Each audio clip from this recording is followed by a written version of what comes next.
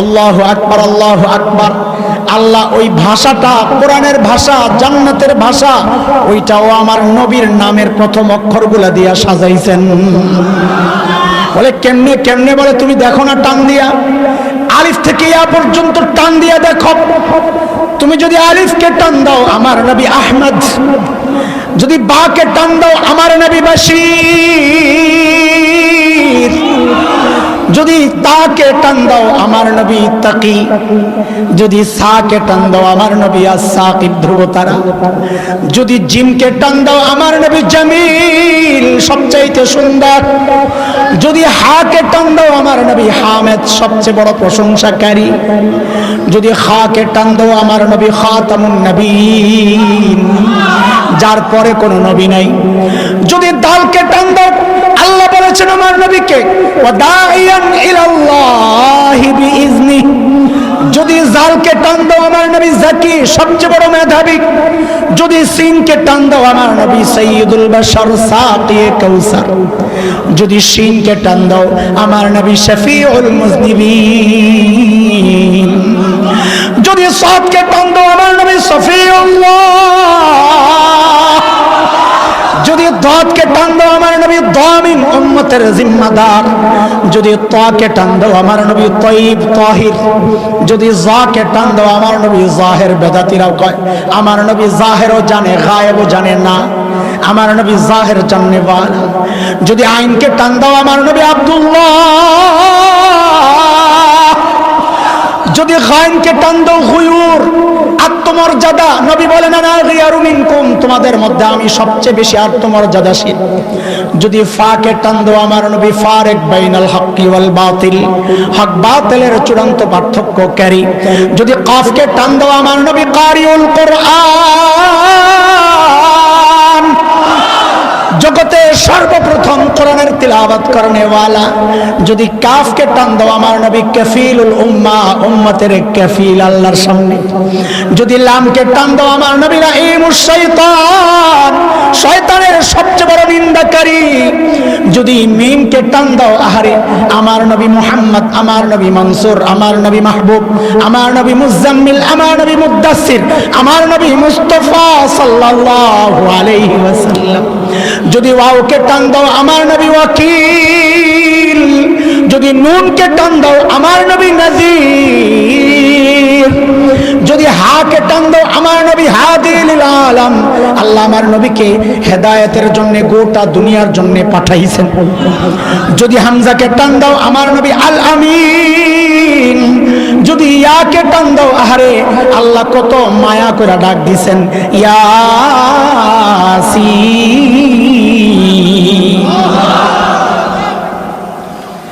আল্লাহু আকবার সাল্লাল্লাহু আলাইহি ওয়াসাল্লাম। বলেন বলেন, একটু উঁচা করে দেন, একটু উঁচা। আমি আপনাদের কাউসার অনেক দিছি, আমরা অনেক বাদ দিয়ে কইতেছি আল্লাহ তাআলা নবীরে দিবেন, অনেক বলার ক্ষমতা তো আমার নাই। এক কবি নবীর শান লিখতে যায় কয় খাইছে খাইছে, এই কোন দুনিয়ায় ঢুকলাম, আমার পক্ষে সম্ভব না। কত স্বীকার কর, কি করবি? আল্লাহর পরে আপনারই সবচেয়ে দাম। ইয়া সাহিবাল জামালি ইয়া সাইয়্যিদাল বাশার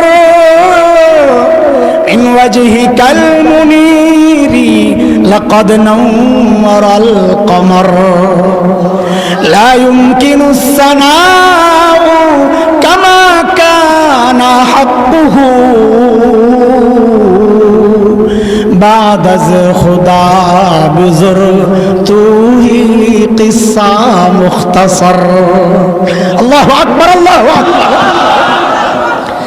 এরে দোস্ত, আল্লাহ যখন আমার নবীকে দুনিয়ায় পাঠান, ওই যে বাবা মেয়েকে পাঠানোর সময় দেখে সবচাইতে সুন্দর বাড়ি, নিরাপত্তা সব ঠিক আছে কিনা দেখে, কিনা দেখে। আমি আপনাদেরকে বলেছি আমি তিনটা মৌলিক পয়েন্টে কথা বলবো, এর একটা এখন ঢুকতেছি, মাত্র একটাই ঢুকতেছি, খেয়াল করবেন এখন থেকে। আল্লাহ তাআলা এই জায়গায় মনে হচ্ছে যেন একটু ব্যতিক্রম করছে। কি ব্যতিক্রম? বলে দুনিয়ার সবচাইতে সুন্দর জায়গা তো নবীরে পাঠাইলেন না, কাশ্মীরে পাঠাইতেন, ভূস্বর্গ বলা হয়, দুনিয়ার জান্নাত। সুইজারল্যান্ড, আহারে কি সুন্দর, ওই জায়গায় পাঠাইতেন। আল্লাহ পাঠাইলেন নবীরে জাজিরাতুল আরবে, পানি নাই, খাওয়া নাই, ফল নাই, ফসল নাই, বৃক্ষলতাহীন, জলশূন্য, বালুকাময় জায়গা। আল্লাহ ওই জায়গায় নবীরে পাঠাইলেন। কই আপনারা উদাহরণ দিলেন বাবার মতো সব সুন্দর সুন্দর দেখা পাঠায়, কই আল্লাহ তো সুন্দর জায়গা পাঠাইল না। কারে ভাইরে, এটা তো বুঝার জিনিস। আল্লাহ নবীরে জাজিরাতুল আরবে পাঠাইছেন কেন? এই কেনটা বুঝা রাখবে মনোযোগ দিয়া। আসেনি মনোযোগ? দেখেন কইলাম, নাইলে আমার কষ্টটা বেকার যাবে, এত কষ্ট করে কথা কইতেছি। জাজিরাতুল আরব, আরব দ্বীপ। আল্লাহ আমার নবীর ওই জায়গায় কেন পাঠাইছেন? সুন্দর সুন্দর এরিয়া বাদ দিয়া। কয়টা বুঝার জিনিস। জাজিরাতুল আরবকে যদি বিশ্ব মানচিত্রের মধ্যে আপনারা দেখেন তো দেখবেন তিন দিকে পানি শূন্য, লোহিত সাগর, আরব সাগর দিয়ে ঘেরাও করা তিন দিক। একদিকে জর্ডান, ফিলিস্তিন, সিরিয়া, ইরাক, ওই দিক দিয়ে একটু লেগে রয়েছে। কয় ঠিক মানুষের হার্টটার অবস্থান যেই রকম, তিন দিকে পানি শূন্য, খালি। একদিকে তার তুর রক্ত দিয়ে একদিকে লেগে রয়েছে হার্ট, কলব।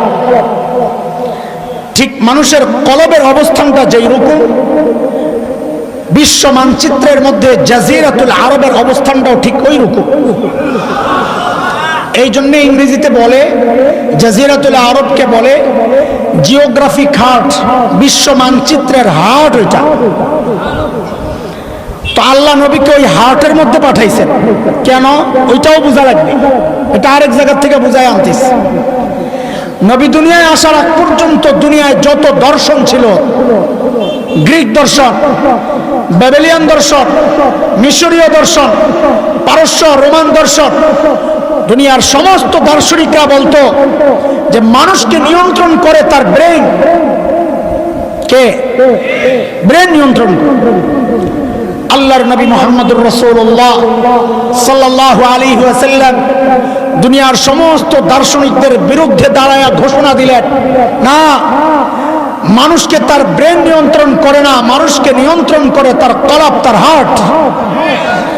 নবী বললেন, আলা ইন্না ফিল জাসাদি মুদগা ইযা সালুহাত সালুহাল জাসাদু কুল্লু ওয়া ইযা ফাসাদাত ফাসাদাল জাসাদু কুল্লু আলা ওয়া হিয়াল কলব। এরা আমার উম্মত, মানব দেহের মধ্যে একটা গোশতের টুকরা আছে, ওই গোশতের টুকরাটা যদি ঠিক হয়ে যায় গোটা বডি ওকে। ওই গোশতের টুকরা যদি নষ্ট হয়ে যায় গোটা বডির মধ্যে পচন ধরবে। ওই গোশতের টুকরাটার নাম কি? নবী কি বলেছেন? কলব। কলব বুঝা গেল, মানুষের বডি নিয়ন্ত্রণ করে কলব। এইবার বুঝেন আল্লাহ নবীকে ওই জিওগ্রাফিক হার্ট, মানচিত্রের হার্ট জাজিরাতুল আরবে কেন পাঠাইছেন? আল্লাহ বলেন, নবী আপনি কলবের মধ্যে মেহনত করেন, কলবটা ঠিক হয়ে গেলে গোটা দুনিয়ার বডিটা ঠিক হয়ে যাবে। কলব যদি পয়সা যায়, বডি পয়সা যায়। এর বাস্তব প্রমাণ আজকের আরব বিশ্বের ঈমান আর ইসলামের পচন ধরেছে। গোটা দুনিয়ার মুসলমান বিপর্যস্ত। আরব বিশ্ব কলব যদি ঠিক হয়ে যায়, খোদার কসম এখনো বলি গোটা দুনিয়া মুসলমানরা শাসন করবে। আল্লাহ নবীকে কলবে পাঠাইছেন মাঝখানে কেন? বুঝেন, বুঝতেছেন কথা? একটু কঠিন কথা, বাকি বোঝা দরকার। তো খালি সবসময় কি কিসসাই শোনাইব আপনাদের বক্তারা? কিসসা শোনেন না, বক্তা আছে, আপনারা শুনেন, মানা করি না। কিন্তু আমরা যদি আসি মনোযোগ দিয়া কিছু কথা শোনা লাগবে, না হয় আমাদের কানার দরকার নাই। গলাও ভাঙ্গা, টানও দিতারি না, হাসাই তারি না, কান্দাই তারি না, কিসসাও জানি না, কবিতা, শের টের, ফার্সি এগুলোও জানি না। তো আঙ্গরে কোন দুঃখে আপনারা দাওয়াত দিবেন? দাওয়াত যেহেতু দিবেন, কিছু সূক্ষ্ম কথা শুনালাম, এটার জন্য মনোযোগ লাগবে ইনশাআল্লাহ। আল্লাহ তাআলা তার নবীকে দুনিয়ার মাঝখানে কেন পাঠাইছেন? কারণ আমার নবী একমাত্র বিশ্ব নবী। বলেন আমার নবী কি? রাহমাতুল লিল আলামিন। মাঝখানে কেন পাঠাইছেন? বুঝো, আমি দুইটা উদাহরণ দিব। এক নম্বর উদাহরণ, একটা পুকুরের মাঝখানে যদি একটা ঢিল ছুড়েন তো ঢেউটা সমান তালে চারদিকে ছড়াবে, তাই না? যদি এক সাইডে ফেলেন তো একদিকে দ্রুত এবং শক্তিশালী ভাবে লাগবে, আরেক দিকে যাইতে যাইতে দেরি হয়ে যাবে আর দুর্বল হয়ে যাবে। কথা ঠিক? আল্লাহ আমার নবীকে যেহেতু গোটা দুনিয়ার নবী বানাইছেন রহমাতুল লিল আলামিন, এই জন্য আল্লাহ আমার নবীকে দুনিয়ার মাঝখানে পাঠাইছেন। কেন? যেন হেদায়েতের নূর সমান তালে সারা দুনিয়ায় ছড়ায় যায়। একটা কিস্সা তো কওয়া লাগে, তবে বুঝানোর জন্য, ফাও কিস্সা বইলা সময় কাটানোর সময় আমাদের নাই। এমনি তো আল্লাহ নবীরে অনেক দিছেন, আমরা অনেক বাদ দিছি, খালি দিছেন লই আলোচনা চলতেছে। বুঝছেননি কথা? আব্দুল গফফার রহমতুল্লাহ আলাইহি ছিলেন একজন বড় মুফাসসির, ঢাকার। এই জায়গায় ওয়াজ করছে, আলহামদুলিল্লাহ, মাশাআল্লাহ। বড় রসিক মানুষ ছিলেন, আমাদের মতো এত বুমবাম ছিল না। উসালাম্বা কালা বেটা, কথা কইতো সাদা সিধা সুন্দর, ওরা আজিব আজিব কথা বলতেন। তো হুজুর একটা ঘটনা শোনাইছেন, শুনেন। বলে আমরা ইন্ডিয়াতে গেছি, আলেমদের এক কাফেলা। সকালবেলা নাস্তা দিছে শুকনা খিচুড়ি, গরম শুকনা খিচুড়ি, টাটকা। তো ইন্ডিয়ানরা, আমরাও খাইছি দেওবন্দে যখন পড়ছি, বড় প্লেটের মধ্যে একসাথে দেয় শুকনা খিচুড়ি, মাঝখানে একটু ঘি দিয়ে দেয়। তো গরমের তাপে ঘিটা গইলা গেলে একটু একটু আঙ্গুল দিয়ে খোসা দিয়ে আনে, আইনা ঘিয়ের লাগে মাথে আর খায়, বাড়ি মজা লাগে। আপনার মুখ টুক লারিস না বেটা, বাস জায়গা খাইস বেটা, অনেক মুখ লারা শুরু করছে, খাওয়ানোর কথা কম যায়। তো আব্দুল গফফার রহমতুল্লাহ আলাইহি বলতেছেন, খাইতে যখন বসছি, পশ্চিম দিক, আমার পিছনে না পশ্চিম দিক, পশ্চিম দিকে যেই মাওলানা বসছেন, উনি কি করছেন, হঠাৎ করে ঘিয়ের মধ্যে আঙ্গুলটা ঢুকাইয়া নিজের দিকে খিচুড়ির মাঝখান দিয়ে একটা টান মারছেন। টান মেয়েরা কি কয়, ইসলাম প্রথমে মক্কা থেকে হাবশার দিকে হিজরত করছে। মানে ঘি তো মাঝখানে, এটারে বানাইছে ইসলাম, আর মক্কা থেকে হাবশা পশ্চিম দিকে। আজকের দুনিয়ার যে মানচিত্র, লোহিত সাগরের পশ্চিম পার ইথিওপিয়া, ইরিত্রিয়া যেই অঞ্চল, এটাই নবী যুগের হাবশা। তো নিজের দিকে টান মেয়েরা কয়, ইসলাম প্রথমে মক্কা থেকে হাবশার দিকে হিজরত করছে। এখন তো ঘি সব সুস্থ দিকে, পূর্ব দিকে যেই মাওলানা বসায়, দেখছে ঘি তো হাবশার দিকে জায়গা, উনি তাড়াতাড়ি দেরি না করে আঙ্গুলটা ঢুকায় নিজের দিকে একটা টান মেরে কি কয়, তারপর ইসলাম মক্কা থেকে মদিনার দিকে হিজরত করছে। এখন ঘি ছুটছে মদিনার দিকে আর হাবশার দিকে। আব্দুল গফফার সাহেব বলে, হাবশার তো দেখা যায় ঘি ভাগে পাবো না, মদিনাওয়ালা আর হাবশাওয়ালারা ঘি খাইয়া লাইব। আমি কি করলাম, তাড়াতাড়ি হাতাড়ির বটলাম, বইটা ঘিড়িরে পুরা খিচুড়ির মধ্যে মাখলাম আর বললাম, এরপর ইসলাম গোটা দুনিয়ায় ছড়াইয়া গেছে।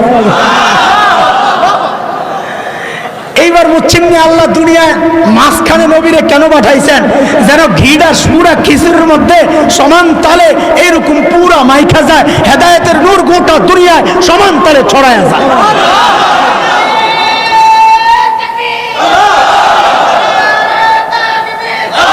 বসো বসো,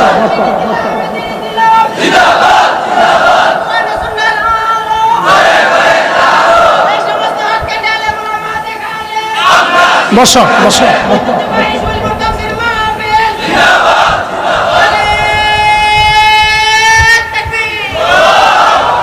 ও ভাই আশা করে কোন আপনারা কথাবার্তা বুঝতেছেন?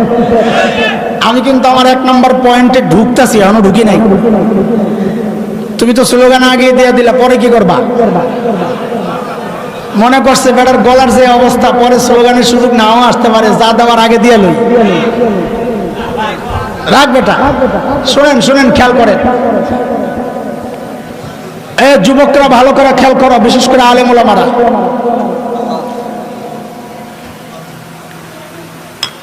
বাংলাদেশের আকাশে শকুনের আনাগোনা পরিলক্ষিত হচ্ছে। তুমি সতর্ক না হইলে বুড়া করে তো পিটাইবো না, পিটাইবো রে ভাই তোরে, আর নেতা হিসাবে আমারই।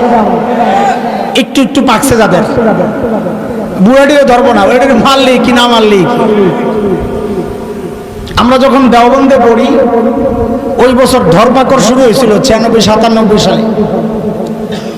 তা আমাদের সাথে লালবাগ মাদ্রাসার এক ভাই ছিলেন, খুব মোটা, একদম আফ্রিকান আফ্রিকান লাগে। ও রুমে থাকতো না, ছাদে যায় ঘুমাইতো। তা আমি বলি আপনি এত ডরান কেন? বাইরে আমি তো খুব চিকনা চাকনা ছিলাম, একদম হ্যাংলা পাতলা ছিলাম। বাইরে তোরে যদি পুলিশে ধরে তো পিঠা দেওয়ার সময় মায়া লাগবে, আর আমারে পিঠাইয়া মজা পাইব, এই জন্য আমি ডরে ছাদে যায় ঘুমাই। ওই সময় আমার মনে পড়ছিল, কথাটা তো মিলে গেছে, দেওয়ানবাগিরে পাইলে ফেরেশতারা পিঠাইয়া যে কি মজাটা পাইব রে ভাই। আল্লাহ তো বুড়া করে পিড়াইবো না, পিড়াই মজা পাইবো না, মারবো তো থরে আর আমারে। বুঝে আসছে কথা? বাংলাদেশের উত্তরবঙ্গ সচেতন ওলামা তলাবা যারা আছেন একটু মনোযোগ দেন। আমি বলেছি আমরা বয়ানে একটা মিশন নিয়ে নেমেছি, খামাখা চিল্লানোর জন্য নামি নাই। আমাদের একটা টার্গেট আছে, ওই টার্গেটের কথা না বলতে পারলে তো মনে হয় যেন পুরো বয়ানটাই বেকার গেল। এই সমাজের অসঙ্গতি, এই রাষ্ট্রের অসঙ্গতি, আমার ঈমান ইসলাম, মাদ্রাসা শিক্ষা ব্যবস্থা, আমার দ্বীন আর শরিয়া, আমার মানচিত্র, আমার স্বাধীনতা আক্রান্ত হয়, এগুলোর ব্যাপারে উম্মতকে সতর্ক করাই আমাদের মূল টার্গেট। বাংলাদেশের উত্তরবঙ্গ পার্বত্য অঞ্চল, হাজার হাজার খ্রিস্টান মিশনারি, হাজার হাজার না লক্ষ লক্ষ মুসলমানকে খ্রিস্টান বানাচ্ছে, লোক দেখায়া ভুলভাল বুঝায়া। আমরা গেলাম একবার দিনাজপুরে, মোরতাদ যারা হয়ে গেছে, খ্রিস্টান যারা হয়ে গেছে তাদেরকে দাওয়াত দেওয়ার জন্য। মিশনারিরা থানায় অভিযোগ করলো ঢাকা থেকে কিছু মৌলবী আসছে, এদের মতিগতি ভালো লাগতেছে না, গন্ডগোল হইতে পারে, এদেরকে থামান। পুলিশ আমাদেরকে তলব করেছে, আপনারা কেন আসছেন? বললাম যে ভাই আমরা নিরীহ মানুষ, মারামারি করতে আসি নাই, আসছি আমার ভাইকে যে মুরতাদ হয়ে গেছে তাকে বুঝাইয়া ইসলামে ফেরত আনতে। তো পুলিশ আমাকে একটা প্রশ্ন করেছে, আমি প্রশ্নটা আপনাদেরকে শোনাইলে দেখবেন আপনাদের মধ্যেও অনেকের মাথার মধ্যে ঘুরবে, হক কথাটা তো ঠিকই আছে। কি প্রশ্ন? পুলিশ বলে, আচ্ছা হুজুর বলেন তো, আমরা মুসলমানরা গোটা দুনিয়ায় দ্বীনের দাওয়াত দিই না? আমেরিকা ইসলামের দাওয়াত চলে না, ফ্রান্সে চলে না। ফ্রান্সের এত মাথা খারাপ কি জন্যে জানেন? ফ্রান্সের 3 ভাগের 1 ভাগ মানুষ মুসলমান হয়ে গেছে, এগো মাথা খারাপ, আর একটু বাড়লে তো মুসলমানরা ক্ষমতা দখল করবে। আমরা বলি খালি অপেক্ষা কর, কয়েকদিন পরে ফ্রান্স ইসলাম ও মুসলমানদের নতুন হবে ব্রাঞ্চ, মুসলমানদের নতুন ব্রাঞ্চ হবে ফ্রান্স। কথা কও ঠিক কিনা? ইনশাআল্লাহ। গোটা দুনিয়া ইসলামের দাওয়াত চলে কি চলে না? আমেরিকায় চলে, ইউরোপে চলে, রাশিয়ায় চলে, আফ্রিকায় চলে, অস্ট্রেলিয়ায় চলে। পুলিশের বক্তব্য, হুজুর ইসলামের দাওয়াত যদি গোটা দুনিয়ায় চলতে পারে তো খ্রিস্টান ধর্মের দাওয়াত বাংলাদেশে চললে সমস্যাটা কোথায়? দেখছেন দেখছেন আপনাদের মাথায় ঢুকছে, কথা তো ঠিক, এই জন্যই নাউজুবিল্লাহ আসতে ভেজাল তো লাগছে, এটা বুঝা লাগবে। এই প্রশ্ন তাদের মাথায় আসতে পারে যে তার নিজের নবীকে চিনে নাই। ওই যে শুরুতে মুখস্থ করাইছিলাম নবী ঈসা আলাইহিস সালামের বক্তব্য মনে আছে? বলছিলাম ইনজেকশনের মূল সুইটা ওইটাই, ইয়া বানি ইসরাঈল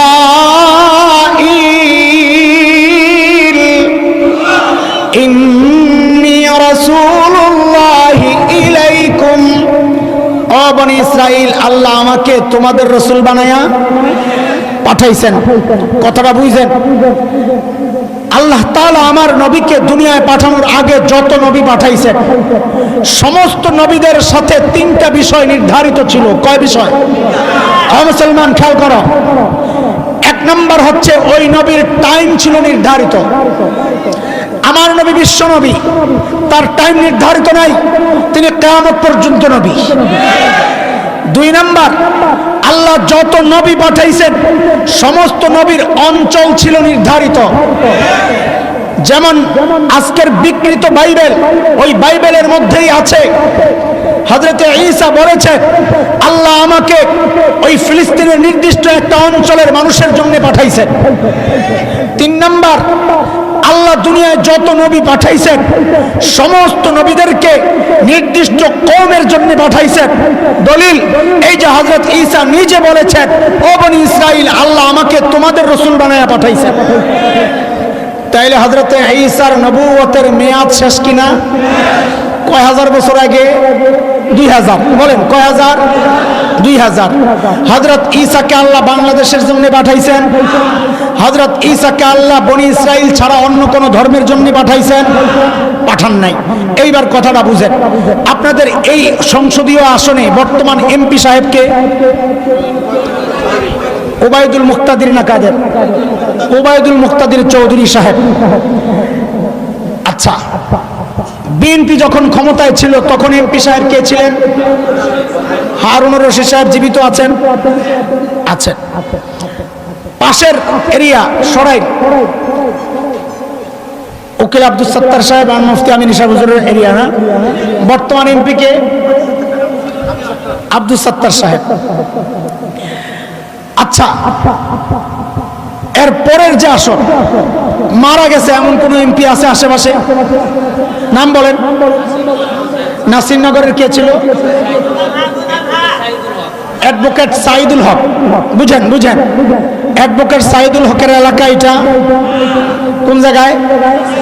উনি বেঁচে আছেন? বেঁচে নাই? শুনেন, অ্যাডভোকেট সাইদুল হকের কিছু কর্মী এই ঢাকায় বিবাড়িয়া সদরে আইসা একটা অফিস বানাইছে, বানায়া সাইনবোর্ড লাগাইছে এমপি সাহেবের অফিস। কি লাগছে? মুক্তাদির সাহেব। ওনার কর্মীরা এসে জিজ্ঞেস করে এটা কোন এমপি সাহেব রে? কয় সাইদুল হক সাহেবের অফিস। কার অফিস? সাইদুল হক সাহেবের অফিস। সাইদুল হক সাহেবের এলাকা তো এটা না, এলাকা তো নাসিরনগর। তাছাড়া সাইদুল হক সাহেব তো মারা গেছে, ওনার আবার অফিস এলো কোথেকে? কথা কর। পিডাই বুড়ি, পিডাই বুড়ি, পিডাই বুড়ি। এইবার বুঝেন আমার কথা।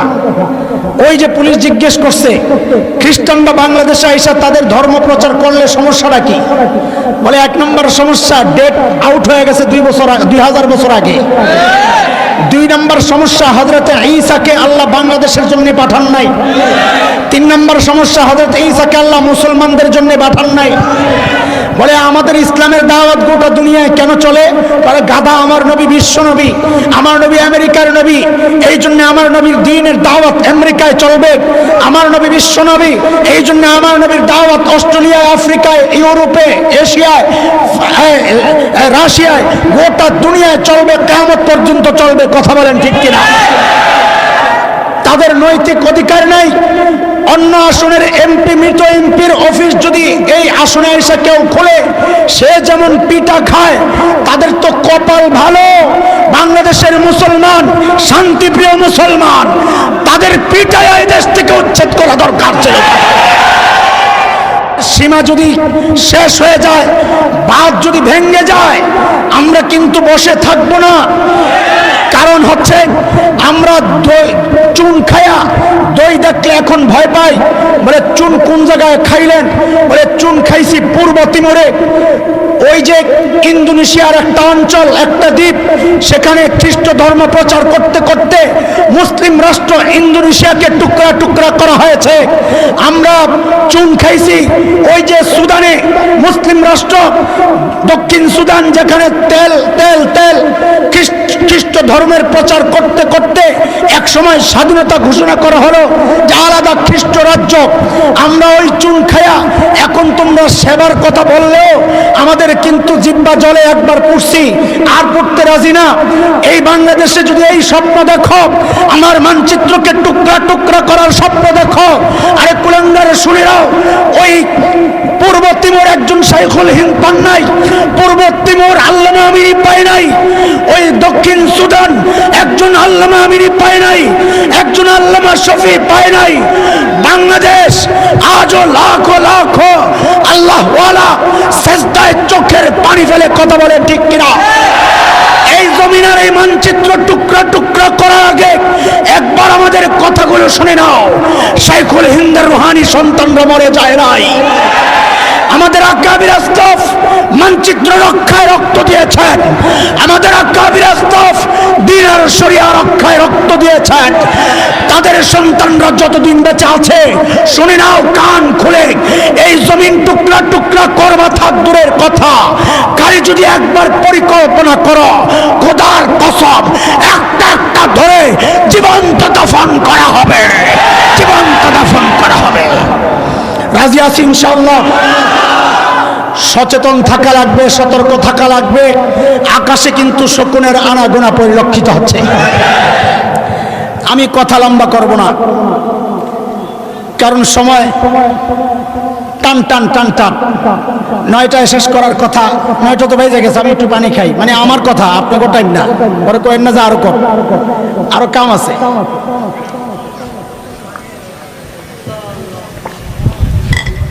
কয় পয়েন্টে কথা বলবো বলছিলাম, একটা না হবাই গেল, থাক মাঝখানে আরো অনেক। এমনি তো শুরুতে অনেক বাদ দিছি, মনে করছি কিছু কমু, এখন কিছুরও অনেক কিছু বাদ দিছি। আরে বুঝছেন নি কথা? আল্লাহ নবীরে বললেন, নবী আপনাকে আতাইনা কাল কাউসার, বহু কিছু দিছি। আমরা বহু আর অনেকরে বাদ দিয়ে কিছু আলোচনা শুরু করছিলাম, এখন কিছুরও বহু কিছু বাদ দিয়ে দিলাম। আল্লাহ বাঁচায় রাখলে আবার ইনশাআল্লাহ। আল্লাহ তাআলা আমার নবীকে যখন দুনিয়ায় পাঠান, বরকত আর বরকত।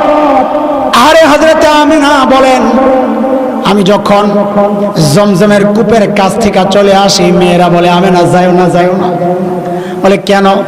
কয় তুমি যাওয়ার সাথে সাথে পানিগুলা নিচে চলে যাও, তুমি থাকলে পানিটা উপরে থাকে, আমাদের তুলতে সহজ হয়।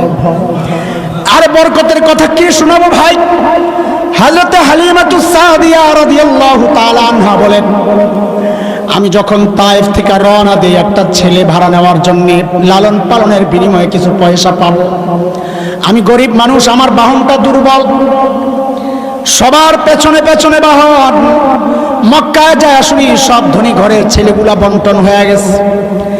একটা ছেলে কেউ নিতে চায় না, কারণ বাবা নাই, খরচ দিবে খেয়ে। হযরতে হালিমা বলেন, আমি আমার বোন আমেনার ঘরে যায়া যখন ওই বাচ্চাটাকে দেখছি, আহারে চাঁদ মুখ, আমার কলিজা ঠান্ডা হয়ে গেছে, চোখ আর ফেরাতে পারি না। দৌড়ে যায় বাচ্চাটাকে কোলে নিলাম।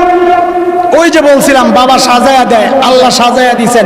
চোখ দিছেন তো দুনিয়ার সেরা সুন্দর চোখ দিছেন, কান দিছেন তো দুনিয়ার সুন্দর সবচেয়ে কান দিছেন, ঠোঁট দিছেন তো দুনিয়ার সেরা সুন্দর ঠোঁট দিছেন।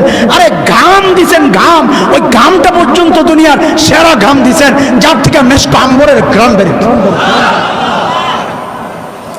হযরতে হালিমা বলেন, আমি সাথে সাথে বাচ্চাটারে যখন বুকে জড়ালাম, হারে আমার কাছে মনে হইল বাচ্চাটা আমার সাথে আঠার মতো লেগে গেছে, আর সরাইতে পারি না। আমার স্বামীরে যা বললাম, টাকা পয়সা লাগবে না, মনে হয় বড় এক দামি আমানত আমি পেয়ে গেছি। এটা দোস্ত আমার 2 নম্বর পয়েন্টে খুব তাড়াতাড়ি ঢুকতে হবে। হযরত হালিমা বলেন, আমি আমার বাচ্চা কোলে নিয়ে বাহনে উঠলাম।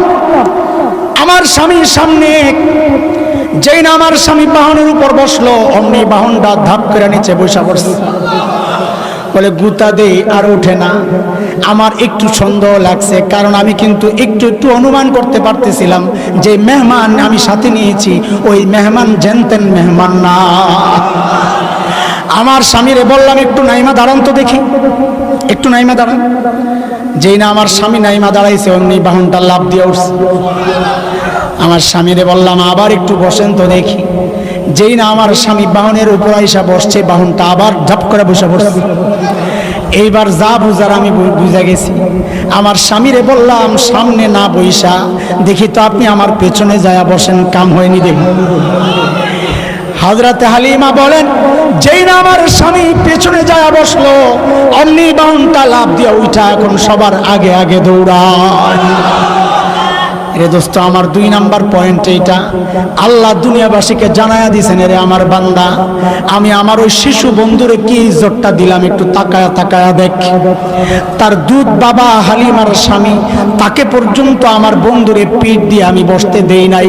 না, আমার বন্ধুরে পিঠ দিয়া বসা যাবে না, পিছনে যায় বসো। যে মালিক তার বন্ধুর এই ছোট্ট শিশুর এত ইজ্জত দিয়েছেন, আরে মুসলমান তোমার বাইচা থাইকা লাভ কি?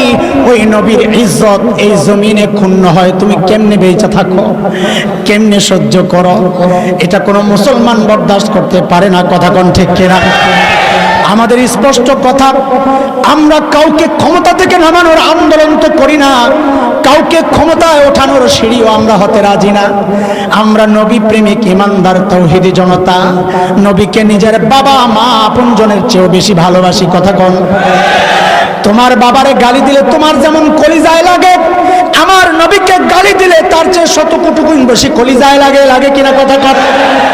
আমরা 1400 বছর থেকে এই উদাহরণ পেশ করে আসছি, আমরা আমার নবীর জন্য আমরা জীবন দিতে পারি, রক্ত দিতে জানি। কথা কোন ঠিক কিনা? ইনশাআল্লাহ এখনো প্রস্তুত? প্রস্তুত না ইনশাআল্লাহ? প্রস্তুত না ইনশাআল্লাহ? তাইলে ওলামা একরাম যখনই এই প্রসঙ্গে ডাক দিবেন, ঘরে বসে থাকা যাবে না, আওয়াজ উঠাইতে হবে, আওয়াজ উঠাইতে হবে। আল্লাহর নবীর দুশমনদের অন্য কোনো শাস্তি চাই না, একটাই শাস্তি, মৃত্যুদণ্ড চাই, মৃত্যুদণ্ড চাই।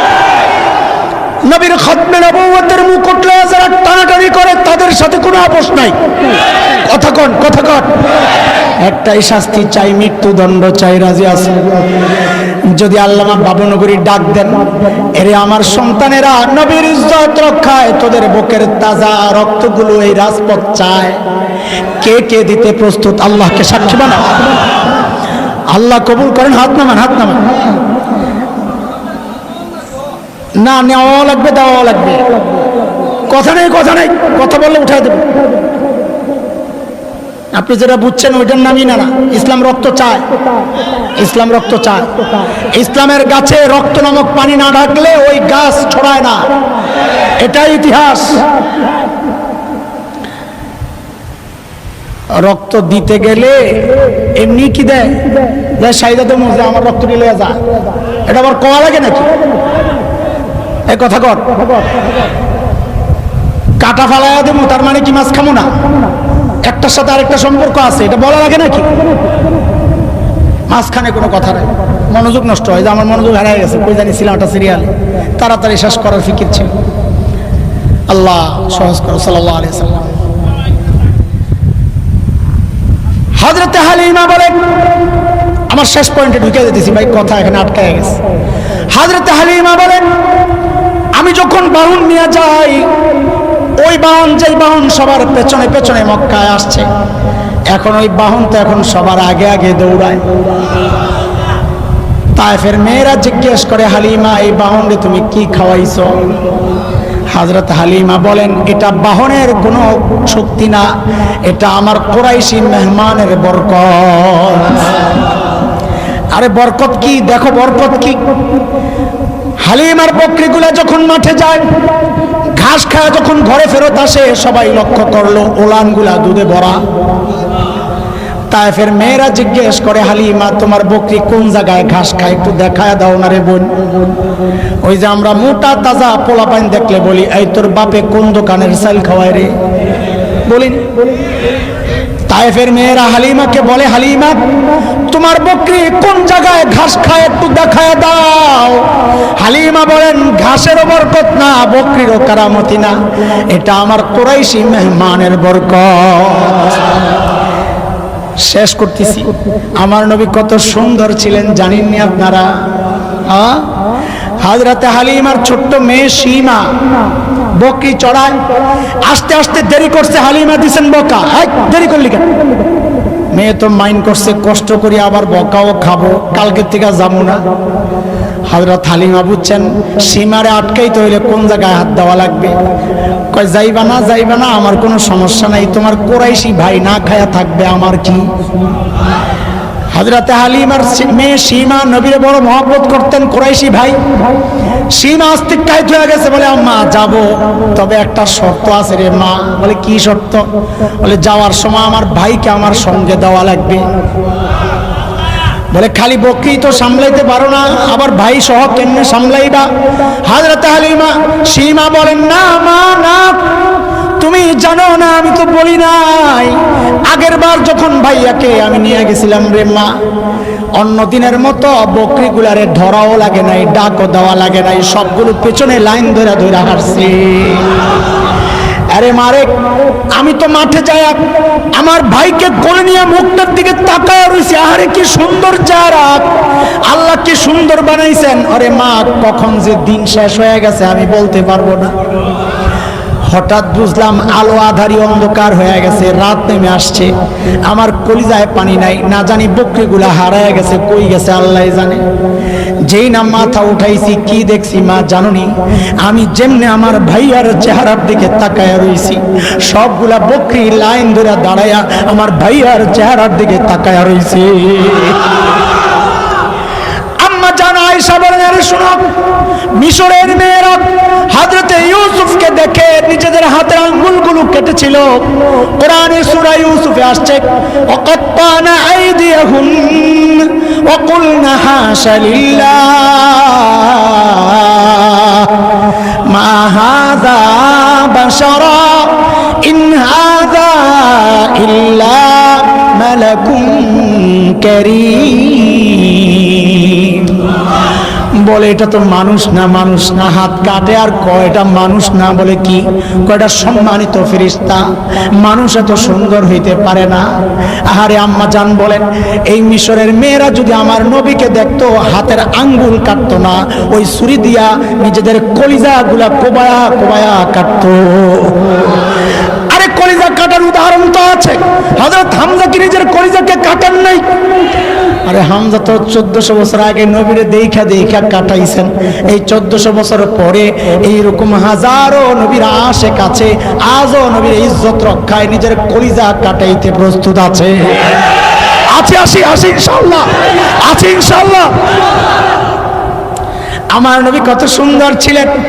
কবি হাসান ইবনে সাবিত নবীর চেহারার দিকে তাকায়া তাকায়া কবিতা লেখেন, আরে কি সুন্দর, কি লিখবো? তো কবি হাসান ইবনে সাবিত লিখতেছেন, ওয়া আহসানু মিনকা লাম তারা কাত্তু আইনি ওয়া আজমালু মিনকা লাম তালিদিন নিসা খুলিকতা মুবাররাআন মিন কুল্লি আইবিন কাআন্নাকা ক্বাদ খুলিকতা কামা তাশা। আল্লাহু আকবার, আল্লাহু আকবার। কবি হাসান ইবনে সাবিত নবীর চেহারার দিকে তাকায়া তাকায়া কবিতা লেখার বলে, গো হাবিব আমার, এই চোখ আপনার চেয়ে সুন্দর কোনোদিন কাউকে দেখে নাই, আপনার চেয়ে সুন্দর কোনো মা কোনো সন্তান জন্ম দেয় নাই। ওগো নবী আমার, আপনার দিকে তাকাইলে মনে হয় আল্লাহ যেন আপনাকে সমস্ত ত্রুটি মুক্ত করে দুনিয়ায় পাঠাইছেন, আপনি যেমনটা চাইছেন যেন আল্লাহ ওই রকম ভাবে আপনাকে দুনিয়ায় পাঠায়া দিয়েছেন। আরে ভাই, নবীর শান কি বলবো। আল্লাহ বলেন, ইন্না আতাইনাকাল কাউসার। নবী আপনি মন খারাপ করেন না, আপনারে আমি অনেক দিছি, অনেক দিছি। আমরা অনেক বাদ দিয়া ওই কিছু বলতে যাই অনেক কিছু বাদ দিয়া দিছি। শেষ আমার পয়েন্ট, শেষ পয়েন্ট। কয় পয়েন্টের কথা? 2 পয়েন্ট গেছে কিনা? শেষ পয়েন্ট। এই শেষ পয়েন্টে কথা বলার আগে 2টা উদাহরণ দেওয়া লাগবে। 1 নাম্বার উদাহরণ, ফার্মেসিতে যখন ওষুধ কিনতে যায়, যারা সচেতন গ্রাহক যাই দেখে একটা জিনিস, কি এক্সপায়ার ডেট কবে, দেখিনি? মানে এটার মেয়াদ কবে শেষ। আরে কোন দেখিনি? যদি দেখে 1 মাস মেয়াদ আছে, ধুর এটা পুরানো ওষুধ, নতুনটা দিই, বলেননি? আর যদি দেখে 1 মাস মেয়াদ গেছে, তো কিরে ভাই তুই আমাকে মারবি নি, ভদ্রভাবেই বল। আর যদি দেখে মেয়াদ 1 বছর আগে শেষ, তা আমার মতো এরকম রাগী যদি হয়, ওষুধটা মারবো চেয়ারের মধ্যে, তুই আমার বিষ খাওয়াইতে চাস? আরে বলবে কি বলবে না? উদাহরণ নাম্বার 1। উদাহরণ নাম্বার 2, নতুন জামাই বিয়ে করতে গেছে, বরযাত্রা, যাওয়ার সময় মোড়ে আটকায় গেছে, জ্যাম প্রচন্ড, যাইতে যাইতে 4টা বেজে গেছে। তো মেয়ের বাবা বলে, এত লেট হয়ে গেল, আচ্ছা আগ্রহটা বিয়ে শাদী পরে হবে, আগে খাইয়ালো, খানার টাইম যায়। তো খাইতে বসছে। আপনাদের এলাকায় দেয় কিনা জামাইরে বড় ডিশ? আস্তা মুরগি আস্তা খাসি বিভিন্ন কাবাব টাবাব মিলাইয়া সাজাইয়া দেয়। জামাই বাবুর সামনে এই সুন্দর খাবারের আয়োজন, এর রুমাল দিয়ে বসে রয়েছে চুপচাপ, এর নজর আরেক জায়গায় কি ওই কোনায় ডেকোরেটরওয়ালারা একটা টুকরি রাখছে। টুকরি কিসের বলে এনে নিয়ে সবার ওই টেবিলের হাড্ডি কুড্ডি নিয়ে ফেলায়, লেবু সিল্কা রস তো নাই, ওই সিল্কা নিয়ে ফেলায়। ওই ছোট্ট ছোট্ট বাচ্চারা খাইছে, তাদের যে উচ্ছিষ্ট ঝুটা করছে, ঝুটা নাকে রেডিও লাগছে, পোলাবেন খায়, ওই ময়লা টয়লা পোলাওগুলা নিয়ে ফেলায়। আরে আসেনি সিস্টেম। জামাই বাবু তাকায় রয়েছে ওই টুকরির দিকে, এর সামনে কিন্তু এই দামি খাবার, সবচাইতে দামি খাবার তার সামনে। হঠাৎ লাভ দিয়ে উঠছে, ওইটা ওই টুকরির সামনে যায় আসন গাইরা বসছে। বৈশা ওই মানুষের খাওয়া হাড্ডি, মুরগির রানের হাড্ডি একটা লইছে, লইয়া কামড়ায় আর ওই ময়লা পোলাও একটু খায়, লেবুর রস তো নাই, সিলকাটারে কামড় দেয়, খায় বড় আরাম। দূর থেকে মাইয়ার বাবা এই দৃশ্য দেখছে যে এখন বলেন যেই লোকটা এই ভালো খাবার রাইখা ওই পচা বাসি উচ্ছিষ্ট আর ঝুটা বৈশা বৈশা হাড্ডি চাবায় আর ময়লা খায়, এই মানুষটা সুস্থ না পাগল? বুঝা বলতে হবে, পরে কথা ঘুরানো যাবে না, কেউ চুপ থাকবো না। বলেন এই জামাই এই কি সুস্থ না পাগল? আবারও জোরে বলেন তো, সুস্থ না পাগল? পরে যেন কথা না ঘুরে আমি আবারও জিজ্ঞেস করতেছি, এই জামাই সুস্থ না পাগল? জোরে কন, জোরে কন, জোরে কন। বুঝা গেল এই জায়গায় ও পাগলের অভাব নাই। কেন কেন এতক্ষণ যা বললাম, শ্রেষ্ঠ নবী দিছেন আল্লাহ, এত দামি নবী, এত মহান নবী, সবার উপর যার মর্যাদা, আল্লাহ যাকে দিছেন তো সেরাটাই দিছেন। ওই রকম নবীর আখলাক আর আদর্শ তোমার সামনে, তুমি ওইটা বাদ দিয়া 1 বছর আগের ডেট এক্সপায়ার হওয়া ঔষধ খাইতে চাও না, অথচ যেই ধর্মের ডেট এক্সপায়ার হয়ে গেছে, ডেট শেষ হয়ে গেছে 2000 বছর আগে, ওই ধর্ম তোমার পোশাকে, তোমার মাথায়, তোমার পায়ে, তোমার প্যান্টে, যেই ধর্ম নাপাক গান্দা পচা মুশরিক হিন্দুদের ওই উচ্ছিষ্ট ময়লা আবর্জনা নোংরা ময়লা পায়খানা গুলা তোমার বিয়ের মধ্যে প্রকাশ পায়, তোমার বউয়ের পোশাকে প্রকাশ পায়, তোমার জামায় প্রকাশ পায়, তুমি তো আস্তা একটা পাগল। কথা কও ঠিক কিনা? নবীর এই আদর্শ বাদ দিয়া তুমি যদি অন্য কাউকে ফলো করো, বোঝা গেল তোমার মাথা নষ্ট। নবীকে চিনছো তোমরা? আরে কথা কও, চিনছো? ঘোড়ার ডিম চিনছো? নবীরে চিনলে তোমার মাথাকে ইহুদির মতো, নবীরে চিনলে তোমার মুখকে ইহুদির মতো। কথা কও। নবীরে চিনলে তোমার বউয়ের শাড়ি কেন হিন্দুদের মতো, নবীরে চিনলে তোমার মেয়ের বিয়ের অনুষ্ঠানের সব প্রোগ্রাম কেন হিন্দু সিরিয়াল দেখা দেখা ঠিক করো। যদি নবীকে চিন্না থাকো, আল্লাহর নবীকে যদি বড় নিয়ামত মনে করো, আজকের এই তাফসীর কুরআন মাহফিল থেকে প্রতিজ্ঞা করে যাও, ইনশাআল্লাহ আমরা সুস্থ পাগল না, নবীর ওই সুন্দর সুন্নাহ দিয়া নিজের জীবনকে সাজাইতে চাই ইনশাআল্লাহ।